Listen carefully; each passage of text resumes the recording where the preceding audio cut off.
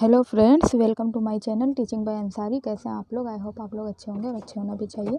देखिए, जो चांद बीबी, जिसके बारे में हम लोग बहुत चांद बीबी नाम सुने, लेकिन वो कौन है, क्या है उनकी उपलब्धियाँ, आज हम पढ़ते हैं। दक्षिण भारत के छोटे से राज्य अहमदनगर का मुगल साम्राज्य से लोहा लेना बड़े साहस का कार्य था। जो दक्षिण भारत के छोटा सा एक राज्य रहा होगा उस टाइम, बहुत पहले, अहमदनगर का मुगल साम्राज्य से लोहा लेना बड़े साहस का कार्य था, क्योंकि उस टाइम मुगल शासक था उत्तर भारत में, तो मुश्किल तो रहा ही होगा, काफ़ी मजबूत वो भी थी। किंतु अहमदनगर ने यह सिद्ध कर दिया कि यदि चांद बीबी जैसी वीरांगना का कुशल नेतृत्व मिल जाए तो अकबर जैसे प्रतापी सम्राट की सेना को भी मुंह की खानी पड़ सकती है। अब यहाँ पे देखिए, चांद बीबी अहमदनगर के शासक हुसैन निजाम शाह की पुत्री थी। तो उस टाइम जो है उस जगह को भी अहमद निजाम शाह के नाम से जाना जाता था। तो इनके पिता का नाम क्या था? निजाम शाह। तो बाल्यकाल में ही इनके पिता की मृत्यु हो गई थी और ये काफ़ी छोटी थी जब इनके पिता स्वर्ग सिधार गए, मतलब उनके इंतकाल हो गए। इसलिए शासन का काम भी इनकी माँ देखती थी। अब ये छोटी थी तो जाहिर है कि इनकी माँ ही देखेंगी। माँ ने चांद बीबी की शिक्षा दीक्षा पर विशेष ध्यान दिया और इनकी माँ ने काफ़ी ध्यान दिया। थोड़े ही समय में चांद बीबी रणनीति और राजनीति में कुशल हो गई। इनकी माँ ने इनका काफ़ी अच्छे से शिक्षा वगैरह का व्यवस्था किया और फिर जो है ये सफल भी हुई इस चीज़ में। चांद बीबी का विवाह बीजापुर के सुल्तान अली आदिल शाह से हुआ था और फिर फाइनली इनका शादी हो गया। किससे हुआ? जो सुल्तान थे बीजापुर के उस टाइम।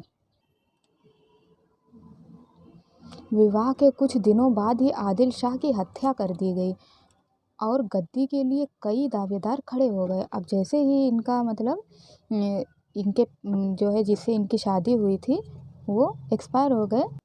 जब इनके हस्बैंड की मृत्यु हो गई तो सारे लोग कहने लगे अब गद्दी पे हम बैठेंगे, इस तरह से दावा करने लगे। दरबार के अमीर और सरदार भी अलग अलग गुटों में बट गए और आपस में लड़ने झगड़ने लगे। सारी व्यवस्था जो है बिगड़ गई। दुखी होकर चांद बीबी अपने भाई के पास अहमदनगर चली गई। और वो कहाँ चली गई? अहमदनगर। अहमदनगर कहाँ पड़ता था? महाराष्ट्र में पड़ता था उस टाइम, अभी भी होगा।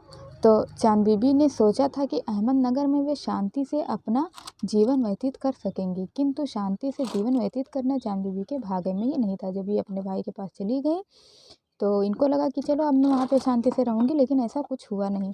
कुछ समय बाद ही उसके भाई इब्राहिम की हत्या कर दी गई। अब उधर भी यही सारा सब कुछ चल रहा था और फिर उनके भाई की भी हत्या कर दी गई।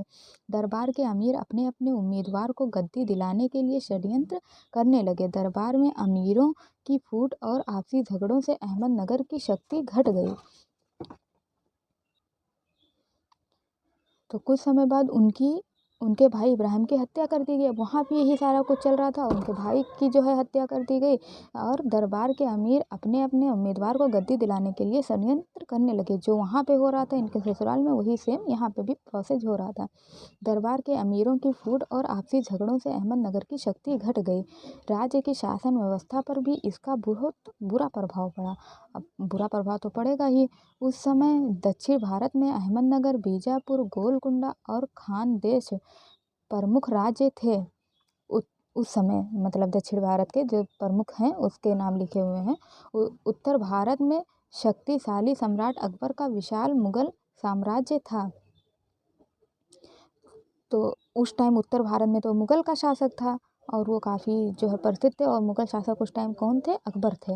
अकबर दक्षिण भारत को अपने साम्राज्य में मिलाना चाहता था। उसने दक्षिण भारत के राज्यों के पास अपने दूतों से संदेश भेज दिया कि वे मुगल साम्राज्य की अधीनता स्वीकार कर लें, जिससे आवश्यक खून खराबा ना हो।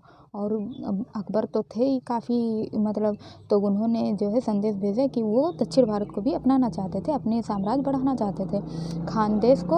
और उन्होंने सोचा कि शांति से हो जाए, इसीलिए संदेश भेज दिया कि अगर आप लोग मतलब मान रहे हो ऐसा तो, नहीं तो फिर खून खराबा होगा और ज़्यादा दिक्कत हो जाएगी। खानदेश को छोड़कर अन्य किसी राज्य ने अकबर की अधीनता स्वीकार नहीं की।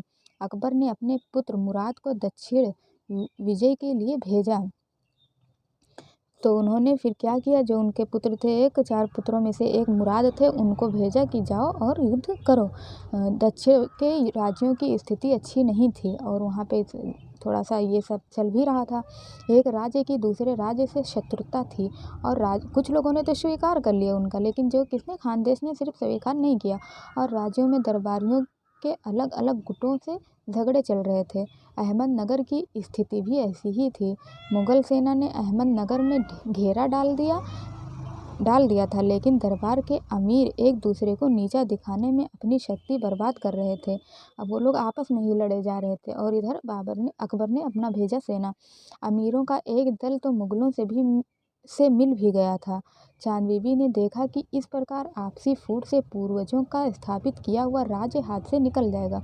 और ये सब देख के चांद बीबी को बड़ा दुख होता है कि अब क्या किया जाए, और अहमदनगर का स्वतंत्र राज्य पराधीन हो जाएगा। उन्होंने कहा इस तरह से हमारे पूर्वज जो इतना सब कुछ करके गए हैं हाथ से जा रहा है, जो उनको बर्दाश्त नहीं हुआ। उन्होंने दरबार के अमीरों तथा सरदारों से आपसी मतभेद भुलाकर अहमदनगर की रक्षा करने का वचन लिया और उन्होंने कहा हम लोगों को आपस में नहीं लड़ना चाहिए और मतभेद नहीं रखना चाहिए और अपनी और एक दूसरे की रक्षा करनी चाहिए। इस टाइम इस चीज़ का समय है। यह चांद बीबी की प्रथम सफलता थी और उन्होंने बहुत दिल से लगन से युद्ध भी किया और वो सफल भी हुई। दरबार में अमीरों को संगठित करने के बाद उन्होंने बीजापुर से राज्य उन्होंने इस चीज़ में सफल हुई कि वो सबको एकत्र करने में, संगठित करने में, सबको समझाने में कि क्या करना चाहिए, इस चीज़ में उनको सफलता मिली। दरबार में अमीरों को संगठित करने के बाद उन्होंने बीजापुर राज्य से संधि की और इब्राहिम शाह के पुत्र को गद्दी पर बैठाकर शासन का कार्य संभाल लिया। अहमदनगर का मोर्चा सुदृढ़ करने के लिए चांद बीबी स्वयं बुर्का पहनकर घोड़े पर सवार होकर युद्ध की तैयारी देखती थी और वो खुद बुर्का पहन के वो खुद युद्ध करने को तैयार रहती थी और करती थी। वे मोर्चों पर जाकर सैनिकों का उत्साह बढ़ाती थी और सबको मोटिवेट भी करती थी। उनका आह्वान करती कि यह राज्य के मान अपमान का प्रश्न है, आओ मेरे साथ आओ और बहादुरी से युद्ध करो। चांद बीबी के साहस, धैर्य और शौर्य को देखकर सैनिकों का उत्साह बढ़ जाता था। जाहिर सी बात है, किसी को अगुआ ज़रूर बनना पड़ता है। उन्होंने ऐसा किया और सबको मोटिवेट किया और सब इंस्पायर भी हुए इनसे और तैयार भी हुए जैसा इन्होंने कहा करने को। युद्ध कई दिनों तक चला। विशाल मुगल सेना अहमदनगर के छोटे से राज्य को दबा ना सकी और मुगल शासक जो थे उस टाइम अकबर की जो सेना थी, ये लोग इनकी बातों का, चांद बीबी के बातों का इतना असर हुआ कि लोग बहुत तन मन धन से जो है लड़ाई करने को, युद्ध करने को निकले।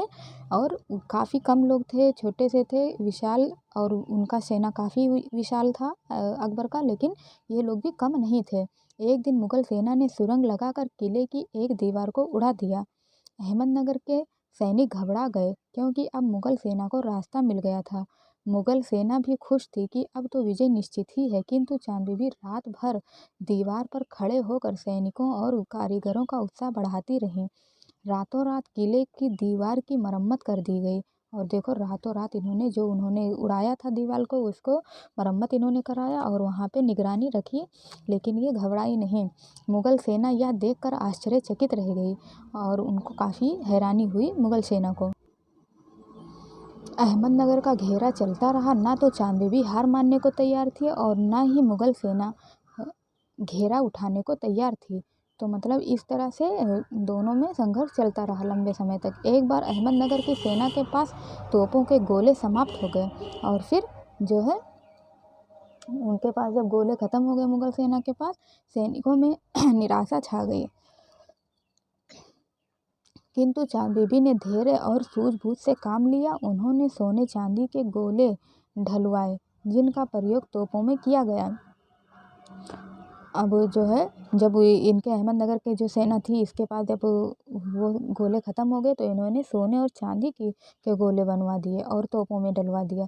इधर अहमदनगर की सेना के पास साधन कम हो रहे थे और उधर मुगल सेना ने भी अनुभव किया कि चांद बीबी पर विजय प्राप्त करना आसान नहीं है। जब मुगल शासन ने देखा कि वो तो अड़ी ही हुई हैं, बिल्कुल भी पीछे हटने को तैयार नहीं है, तो उन लोगों में थोड़ी सी वो आ जाती है। दोनों पक्ष युद्ध से ऊब गए थे। काफ़ी समय तक जब युद्ध चला तो दोनों ऊब गए कि जब कुछ इसका परिणाम नहीं निकल रहा, अतः वे संधि करने को तैयार हो गए और फिर फाइनली दोनों ने ये सहमति बनाई कि चलो संधि कर लेते हैं। चांद बीबी ने बरार का क्षेत्र अकबर को देना स्वीकार कर लिया। संधि ये होती है कि आप इस बात पे सहमत हो जाओ, मैं इस बात पे सहमत हो जाती हूँ और खून खराबा ना हो। संधि के बाद बहुत दिनों तक मुगलों ने अहमदनगर की और आंख नहीं उठाई, और जब संधि हो गई तो फिर आंख उठाना कोई बात थी नहीं। 5 वर्ष बाद मुगलों ने अहमदनगर पर पुनः आक्रमण किया, किंतु इस समय चांद बीबी नहीं थी और बहुत टाइम तक उन्होंने ऐसा आँख उठा के भी नहीं देखा। लेकिन जब 5 साल बीत गए तो फिर एक बार आक्रमण हुआ। दरबार के अमीरों ने षड्यंत्र करके इस महान महिला की हत्या कर दी थी, और जब 5 साल बाद जब उन्होंने दोबारा अटैक किया तो चांद बीबी इस दुनिया में नहीं थी, क्योंकि दरबारी लोगों ने ही आपस में बहुत थी उन लोगों के अंदर हीन भावना रही होगी कि षड्यंत्र किए, साजिश किए उनके प्रति और उनकी हत्या कर दी थी। मुगल सम्राट अकबर भी चांद बीबी की बहादुरी और हिम्मत की इज्जत करने लगा था। जब उससे पहले जब युद्ध हुआ था, चांद बीबी पीछे हटने को तैयार नहीं हुई तो अकबर भी उनकी तारीफ करते थे। कहा जाता है कि अहमदनगर पर विजय प्राप्त करने के बाद अकबर ने उन सरदारों को ढूंढवा कर प्राण दंड दिया जो चांद बीबी की हत्या के लिए उत्तरदायी थे। और जब 5 साल बाद अकबर की सेना ने उस पर युद्ध किया, चांद बीबी बेचारी नहीं थी उस टाइम, तो जो है मुगल शासन ने जीत लिया, उसको विजय प्राप्त हुई मुगल को। लेकिन जो है अकबर का ये कहना था कि उस टाइम इतना लॉन्ग टाइम तक युद्ध चला, चांद बीबी जैसी महान वीरांगना जो थी वो पीछे हटने को तैयार नहीं हुई, तो अकबर भी उनकी बहुत ज़्यादा तारीफ़ करते थे। और जब उनको ये पता चला कि इन्हीं के ही दरबारियों ने षड्यंत्र करके इनको मार डाला है, हत्या कर दी है, तो उन्होंने उन लोगों को ढूंढवा के जिसने चांद बीबी की हत्या की थी उन लोगों को जो है पनिशमेंट दिया, सजा दिया और उनकी भी हत्या कराई। धन्य है चांद बीबी जिनके स्वतंत्रता, प्रेम, धैर्य, शौर्य और साहस के कारण उनके शत्रु भी उनकी इज्जत करते थे। अब एक हिसाब से वो उनके एक दूसरे में जब युद्ध होगा तो एक दूसरे के विरोधी ही होंगे, तो अकबर भी उनकी बहुत ज़्यादा तारीफ़ करते थे कि बहुत महान थी और उन्होंने पीछे कदम नहीं बढ़ाए थे। तो इस तरह से कितना हार्ट टचिंग था ये स्टोरी, मुझे तो बहुत ज़्यादा अच्छा लगा, मेरे दिल को छुआ। अगर आप लोग को भी अच्छा लगा हो तो लाइक सब्सक्राइब करें, बेल आइकन को प्रेस करें और ऐसे ही छोटी छोटी जानकारियाँ लेते रहें। ये लोग हमारे भारत के बहुत महान लोग हैं, तो ज़्यादा नहीं तो थोड़ा सा तो जानना ही चाहिए कि कौन क्या था और क्यों इतनी ज़्यादा फेमस हैं। तो चलो, आपको अगर अच्छा लगे तो लाइक सब्सक्राइब करें। Thank you for watching.